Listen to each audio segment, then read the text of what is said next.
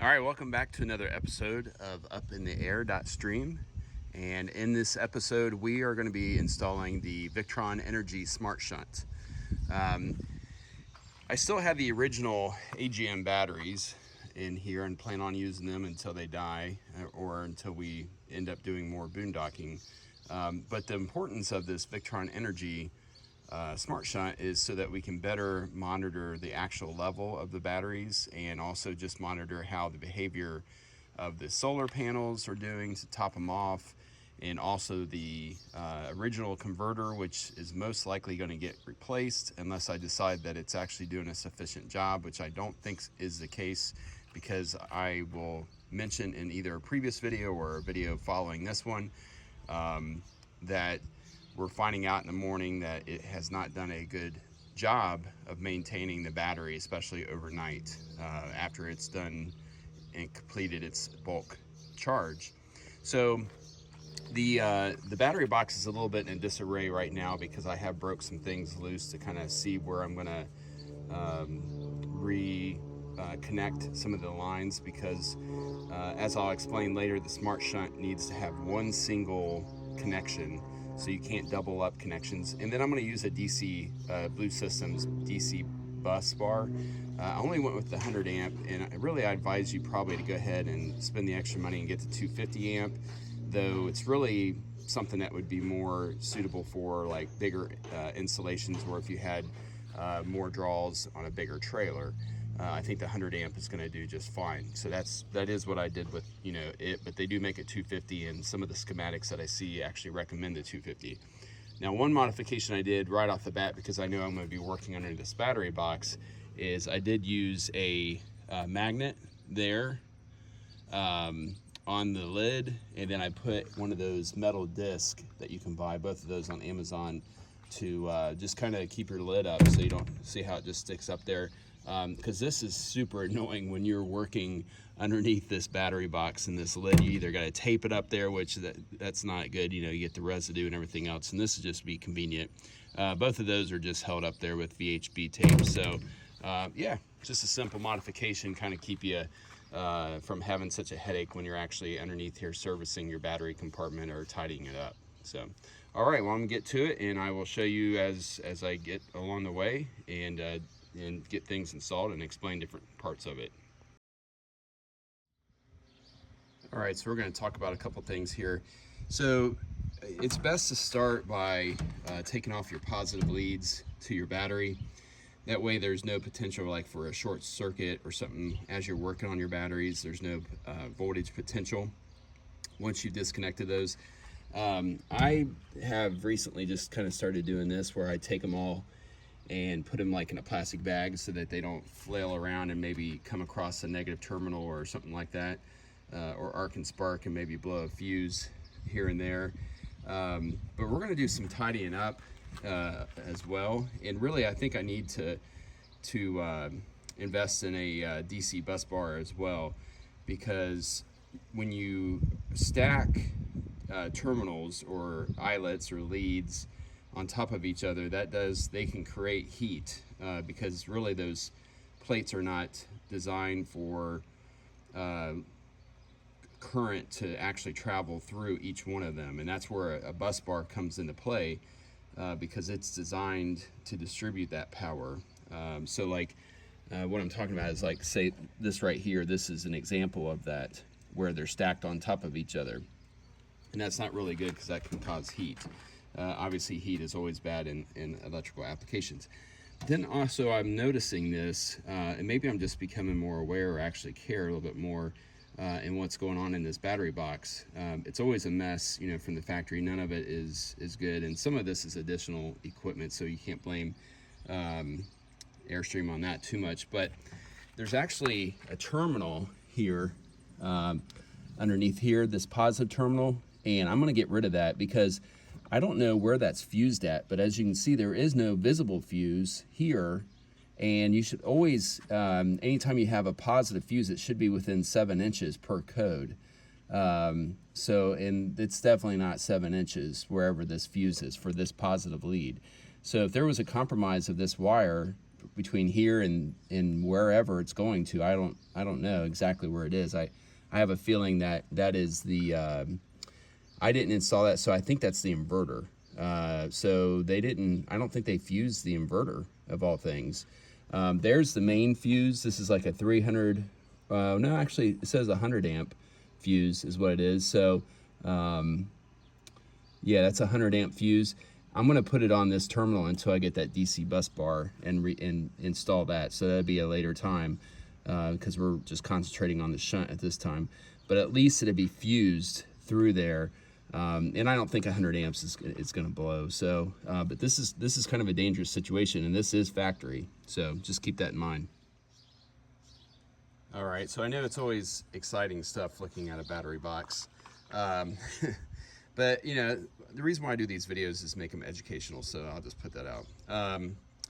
So the other reason why I was motivated to kind of rework this battery box is there's a lot of extra cable in here.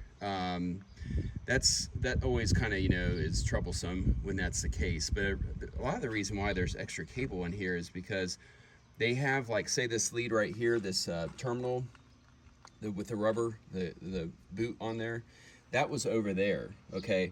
Now, when you do a battery in parallel, the simple way to think of it is if you have two batteries in parallel, so basically maintaining the 12 volts and not in series, this is parallel, meaning red goes to red, black goes to black, to kind of dumb it down.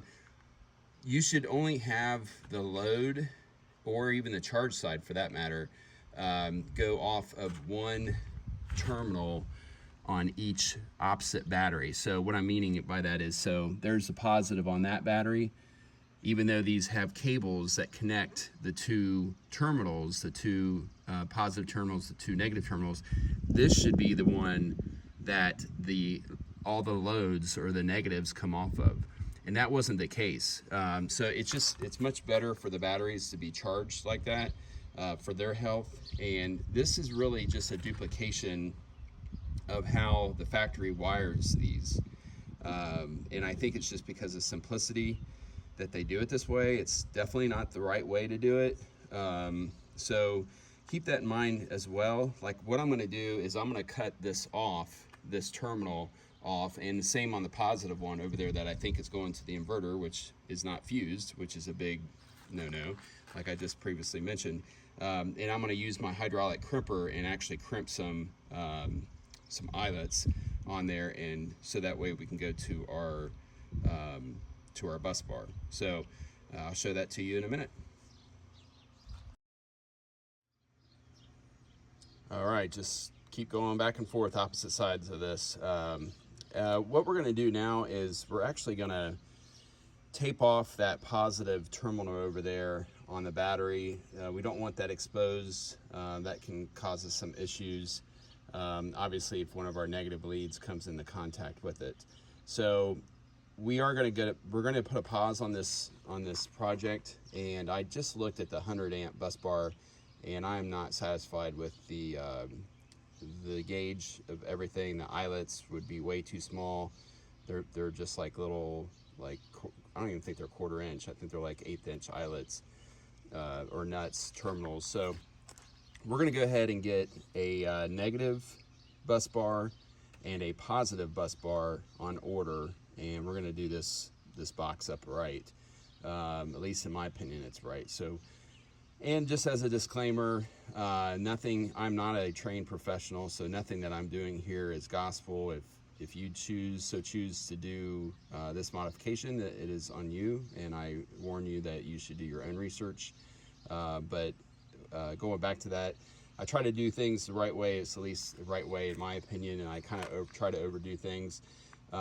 Putting that bus bar on there would definitely not be the right answer. And while I'm cutting wires and doing all this, I might as well do it the right way. We have a camping trip next week, but I think I can get this stuff done before then. All right, so just as I'd said, I'm actually gonna install a 250 amp bus bar, and I'm gonna do a negative and a positive. These are off Amazon. I'll show the description of the product. I've used these in the past and they've worked really good. I usually always recommend like buying like stuff that you can trust instead of like Chinese knockoffs or just Chinese products. But it's really all kind of made in China anyways. This Blue Sea, assembled in Mexico. Well, so that's not made in China, but who cares? But as you can see, the reason why I wanted to show you this section was just to kind of give you an update on what we're installing here, and then also to kind of show you the difference between the two. These are 5/16 lugs on here, 4 of them. Also has a really nice feature that even though they don't really advertise the lugs being separate, you have these smaller Phillip heads there that you can put like little accessory loads on there as well. So that makes it very nice, and that's what we're going to do for our like our TPMS relay. And I think there's a couple other little things that is needing ground in there as well, so we're going to utilize those as well, so that we're not stacking our lugs, or terminals I should say, our terminal rings on there, because that's never a good thing. Current going from one terminal ring through the other can cause heat. So you really want to resist that if you don't have to do that. But you can see the difference between the 100 amp and the 250. And as soon as I really started looking at the 100 amp, I questioned my decision immediately on choosing the size. So, all right, well, let's get these installed. All right, so we have our positive and negative bus bars mounted horizontally here in the battery box, and I think it's going to work out pretty good. We'll see. Obviously, the task now at hand is to shorten all of these cables and tidy them up, and I'll show you like how much wire we end up cutting out of the system. As far as attaching these to the battery box itself, I just used 2 button head screws. They're like, I think they're like 1/4 inch, but I mean, obviously check and see what works for you. Just drilled through there, and then as you can see on the other side, we are using some nylon lock nuts as well, and that's gonna keep them obviously on there and without having to over torque them or put lock washers or anything else. So that's gonna be pretty nice. And then make sure to break out your black enamel and paint with the little brush on the end there to basically put some paint in your newly drilled holes, so you don't end up having rust. And then these are stainless screws, so that's important as well. So yep, that's what that looks like. All right, let's talk about this project and how we're going to wrap it up here. So this will be the last segment of the video. What you are looking at is the wire that was eliminated from the spaghetti mess inside the battery compartment of this 23-foot Airstream. I don't know why Airstream doesn't necessarily do it the way that I did. I'm not saying that absolutely what I did is great or perfect, but I think it's pretty awesome. I mean, it's easy for me to say that, and I know it sounds strange for somebody to brag on themselves, but I guess I'm just trying to convey that I'm extremely happy with the result of my efforts today.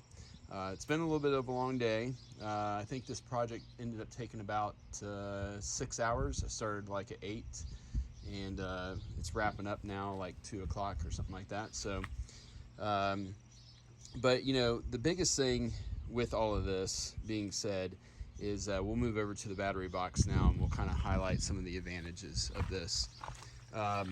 Hopefully you guys can see this pretty good. I think you can. It's a hot summer day. But what we're looking at here is we are looking, and I'll switch sides too just so you guys can see. We are looking at a very much cleaned up battery box. And so what we did was the goals that we had in mind and the things that we were able to accomplish is we have a single place where power is taken off of these 2 house batteries that are wired in parallel.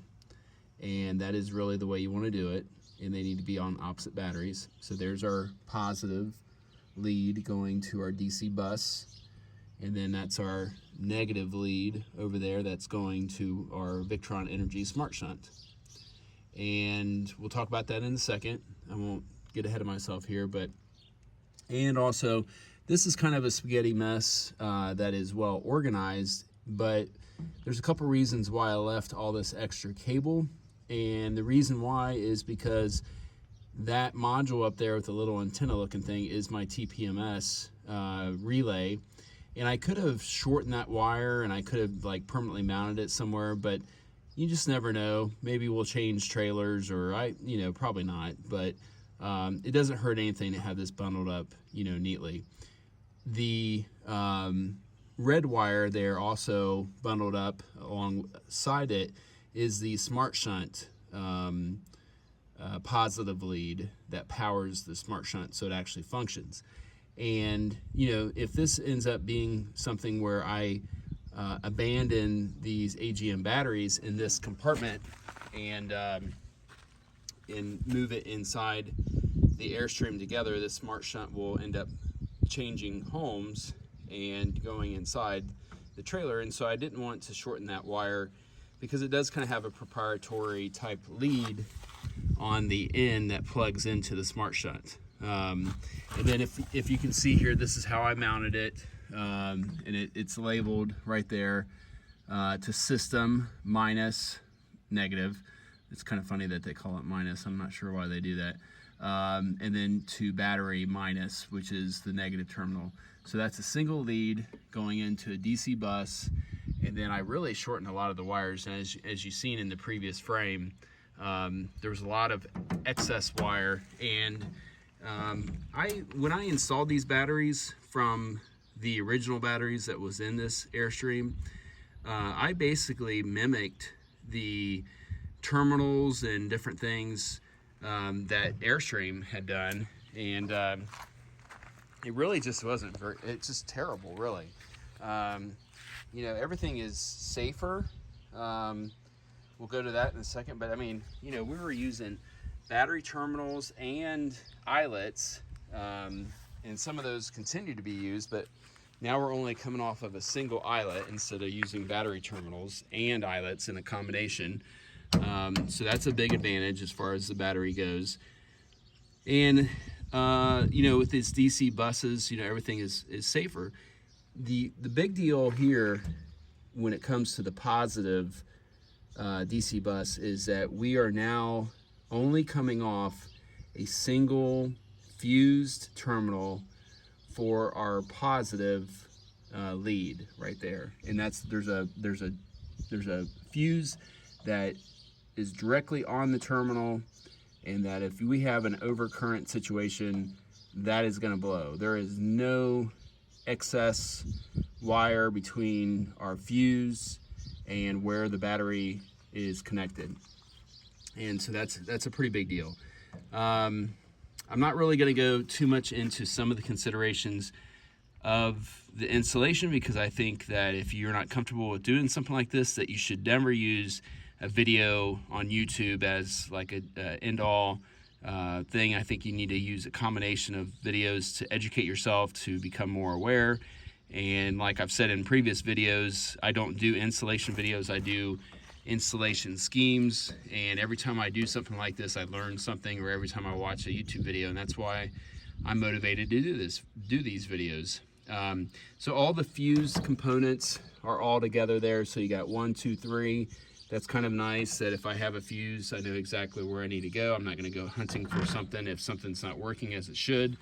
So they're all right there together. I kind of did that on purpose.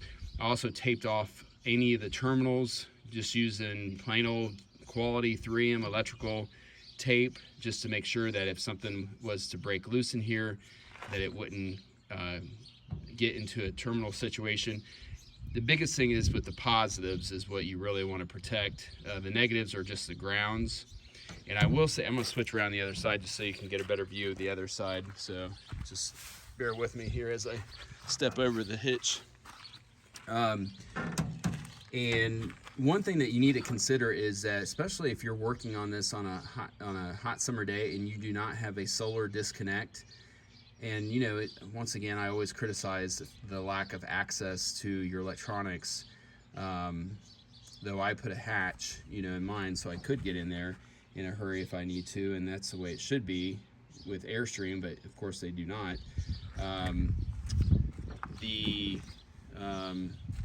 solar charger will continue, even if you don't have this plugged into shore power, will continue to provide 12 volt power.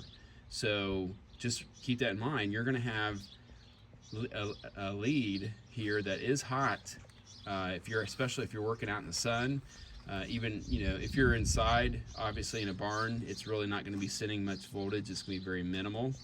But in a hot summer day, when you have multiple solar panels on the roof, it's going to be providing, you know, every bit of 14 volts, you know what I mean, to the system. And so, you know, you got to be very careful about, not that you're going to get electrocuted because it's you know, minimal voltage, but you will get a little tickle, almost like a if you've ever been shocked by a electric fence. It's going to give you a tickle. Obviously, electric fence is way more voltage, and that's, you know, been shocked a few times with that. It's not fun.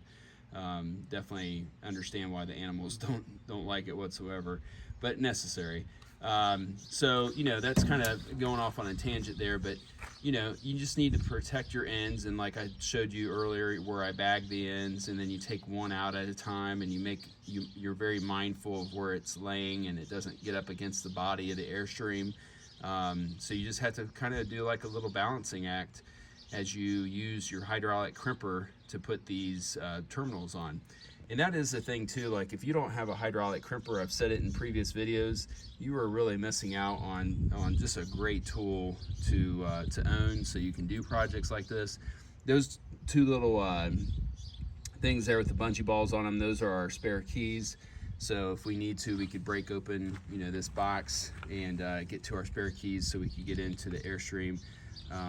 You know, I just recommend that. You know, this is a locking compartment, and so that way, you know, you get your spare keys in there. So, but all right, I guess I'll wrap this up. I did go into the app on the Smart Shunt, and super cool. Like I'm impressed. Probably, I mean, really every time I install a Victron Energy product, and there's gonna be a lot more videos to come, so just keep that in mind. We're gonna be doing a Servo GX video here soon, and then I have another video that I'm making currently that you'll see also, where we replace the converter with another Victron product. But every time I use a Victron product and install it, it's just a pleasure. And this was no difference there as far as the product updated. It was easy to set up, it makes sense, and it's useful. You know what I mean? It really is a useful product. So, all right, well, I appreciate everybody watching. Please let me know if you have any questions in the comments, and if you have any suggestions or anything that you see here that I did that could be improved on so that everybody can learn from it. You know, make sure to do that as well, and subscribe and hit that notification bell so you can be notified of future videos. Appreciate everybody watching. Everybody take care and get out there and have some fun.